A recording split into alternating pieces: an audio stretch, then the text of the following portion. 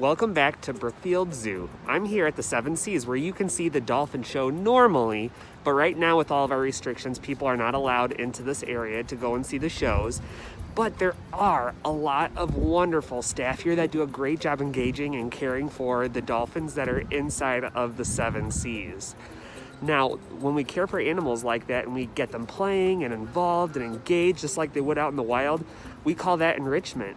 And so we're going to talk about that today and the properties of materials that they use and why they choose to use those.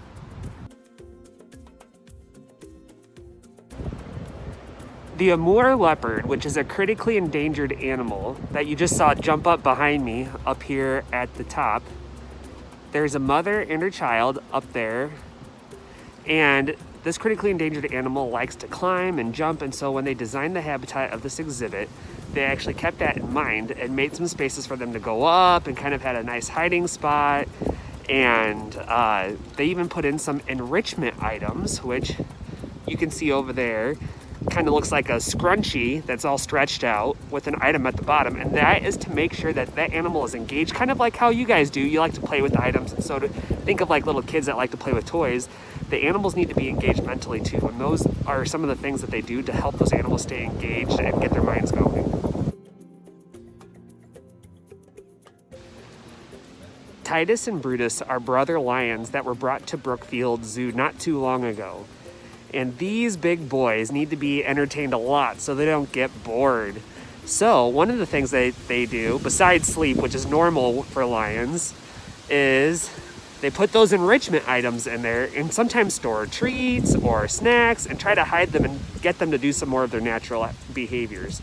So those materials they choose have to be very strong and able to be maneuvered so that way the lion can get their treats or their food.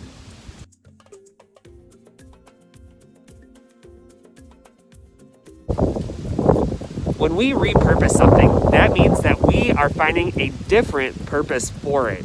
So if you look behind me, there's some materials like old trees, a bench that's made out of recycled materials, and an old construction tube, and those are all repurposed items. So instead of that wood just sitting there and going bad, it's now used as a place where you can maybe sit out of the sand. Parents can watch their kids by sitting there. That tube you can crawl through just as something fun to do. So there's all kinds of ways that we can reuse items just for ways to keep us entertained in ways that we can play. So that could be one of your challenges is at home, try to figure out how to reuse stuff instead of maybe throwing it away for the first time. And always make sure to ask someone at home before you reuse something.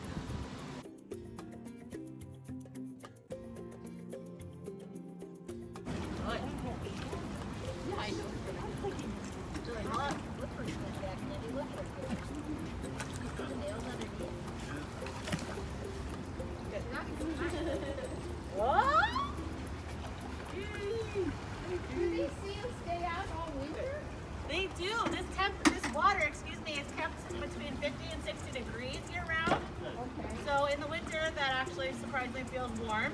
Target. Yeah. And in the summer, you can imagine it feels nice and cool for them. But as you can see, they have a nice thick layer of blubber. These are subarctic seals, so the polar vortexes we think are painful are pretty standard for them. So they're not